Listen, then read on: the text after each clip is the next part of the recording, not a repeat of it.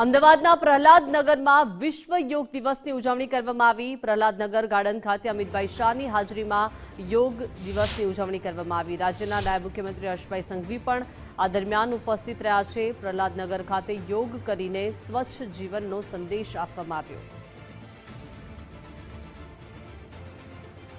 વિશ્વ યોગ દિવસનો 12મું વર્ષ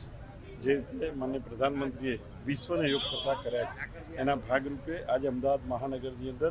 પ્રહલાદનગરના ગાર્ડન ખાતે માનનીય કેન્દ્રીય અને ગૃહમંત્રી શ્રી અમિતભાઈ શાહ દ્વારા એમના લોકસભા વિસ્તારમાં આજે યોગ કરવા આવેલા અને ગુજરાતના પ્રદેશના અધ્યક્ષ પણ અમદાવાદ શહેરમાં છે, એ પણ રિવરફ્રન્ટ ઉપર છે અને અમદાવાદની અંદર 48થી વધુ જગ્યાએ આજે યોગના કાર્યક્રમ રાખવામાં હતા અને દરેક ધારાસભ્ય, દરેક કોર્પોરેટર અને નગરના સૌ નગરજનો સાથે સિનિયર સિટીઝનથી લઈ